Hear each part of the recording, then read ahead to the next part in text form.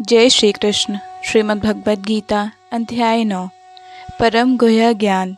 श्री भगवान उवाच इदं तु ते गुह्यतां प्रवक्ष्याम यन सूयवे ज्ञानं विज्ञानसहितं यज्ज्ञात्वा मोक्षयसे शुभात्।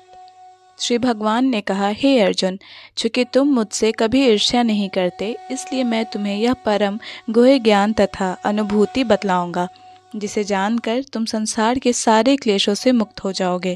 तात्पर्य, ज्यों ज्यों भक्त भगवान के विषयों में अधिकाधिक सुनता है, त्यों त्यों वह आत्म प्रकाशित होता जाता है। यह श्रवण विधि श्रीमद् भागवत में इस प्रकार अनुमोदित है। भगवान के संदेश शक्तियों से पूरित होते हैं, जिनकी अनुभूति तभी होती है जब भक्तजन भगवान संबंधी कथाओं की परस्पर चर्चा करते हैं। इसे मनोधर्मिया या विद्यालीन मानसिकता तथा निष्ठा से अवगत रहते हैं, जो कृष्ण भावना भवित होता है, और उसे ही वे भक्तों के सानिध्य में कृष्ण विद्या को समझने की बुद्धि प्रदान करते हैं। कृष्ण की चर्चा अत्यंत शक्तिशाली है, और यदि सौभाग्यवश किसी को ऐसी संगति प्राप्त हो जाए और वह इस ज्ञान को आत्मसात करे, तो वह आत्म साक्षात्कार की दिशा में अवश्य प्रगति करेगा। कृष्ण अर्जुन को अपनी अलौकिक सेवा में उच्च से उच्चतर स्तर तक उत्साहित करने के उद्देश्य से ही 9वें अध्याय में उसे परम गुह्य बातें बताते हैं, जिन्हें इसके पूर्व उन्होंने अन्य किसी से प्रकट नहीं किया था। भगवद गीता का प्रथम अध्याय शेष ग्रंथ की भूमिका जैसा है। द्वितीय तथा तृतीय अध्याय में जिस आध्यात्मिक ज्ञान का वर्णन हुआ है, वह गुह्य कहा गया है। 7वें तथा 8वें अध्याय में जिन विषयों की विवेचना हुई है, वे भक्ति से संबंधित हैं और कृष्ण भावनामृत पर प्रकाश डालने के कारण गुह्यतर कहे गए हैं। किंतु 9वें अध्याय में तो अनन्य शब्द शुद्ध भक्ति का ही वर्णन हुआ है। फलस्वरूप यह परम गुह्य कहा गया है।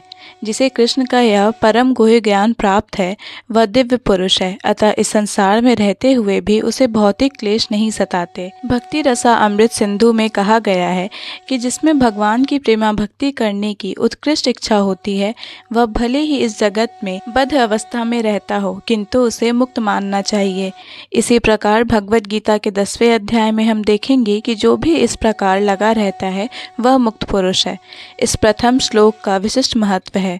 इदम ज्ञानम शब्द शुद्ध भक्ति के घोतक है, जो 9 प्रकार की होती है: श्रवण, कीर्तन, स्मरण, पाद सेवन, अर्चन, वंदन, दास्य, सख्य तथा आत्मसमर्पण। भक्ति के इन 9 तत्वों का अभ्यास करने से मनुष्य हृदय भौतिक कल्मश से शुद्ध हो जाता है, तो वह कृष्ण विद्या को समझ सकता है। केवल यह जान लेना कि जीव भौतिक नहीं है प्राप्त नहीं होता। यह तो अनुभूति का शुभारंभ हो सकता है, किंतु उस मनुष्य को शरीर के कार्यों तथा उस भक्त के आध्यात्मिक कार्यों के अंतर को समझना होगा, जो यह जानता है कि वह शरीर नहीं है। 7वें अध्याय में भगवान की ऐश्वर्यमयी शक्ति, उनकी विभिन्न शक्तियाँ, परा अपरा तथा इस भौतिक जगत का वर्णन किया जा चुका है।